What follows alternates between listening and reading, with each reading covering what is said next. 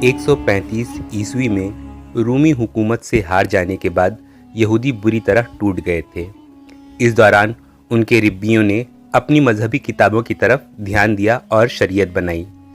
इसी दौर में मिशना यानी कि ज़बानी तोरा जमा की गई। 312 ईस्वी में रोम के बादशाह कुस्तुनतीन ने ईसाई मजहब कबूल कर लिया।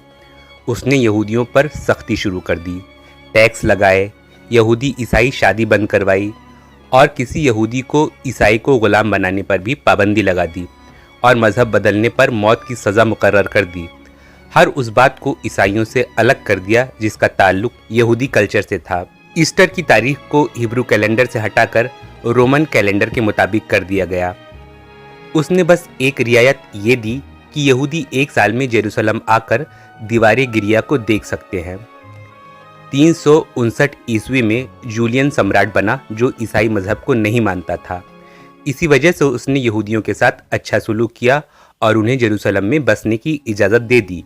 हज़रत ईसा की पैदाइश की जगह होने की वजह से 451 ईस्वी में ईसाई मजहब की काउंसिल ने जेरूसलम को एक ख़ास दर्जा दे दिया और यहाँ बिशप यानी ईसाई धर्मगुरु की हुकूमत कायम हो गई। ये पादरी पैट्रियार्क ऑफ जेरूसलम कहलाता था। 637 ईस्वी में इस्लामी कमांडर हज़रत अबू उबैदा ने जेरूसलम को घेर लिया। उस वक्त सोफरनियस जेरूसलम के बिशप थे। उन्होंने कहा कि वो सरेंडर करना चाहते हैं लेकिन खलीफा के सामने करेंगे। इसी सिलसिले में इस्लाम के दूसरे खलीफा हज़रत उमर ने जेरूसलम का दौरा किया। ईसाई बिशप अर्कलूफ के मुताबिक जब हज़रत उमर ने टेम्पल माउंट यानी हैकल सुलेमानी या फिर मस्जिद अक्सा को देखा तो उसकी हालत बहुत ख़राब थी। उस पर कचरा पड़ा हुआ था। हज़रत उमर ने उसको साफ कराया और वहाँ पर मस्जिद बनाने का हुक्म दिया। ये मस्जिद लकड़ी की बनी हुई थी और 3000 लोग इस मस्जिद में नमाज पढ़ सकते थे।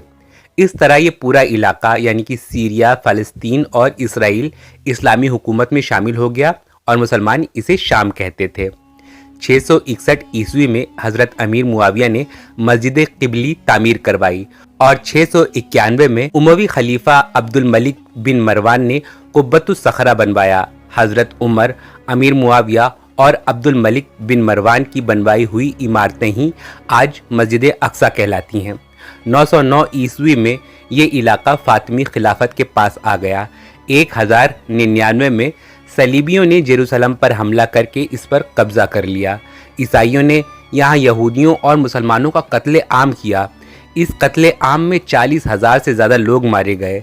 1187 ईस्वी में सुल्तान सलाहुद्दीन अय्यूबी ने ईसाइयों को जेरूसलम से खदेड़ दिया और फिर से यहाँ इस्लामी हुकूमत कायम हो गई।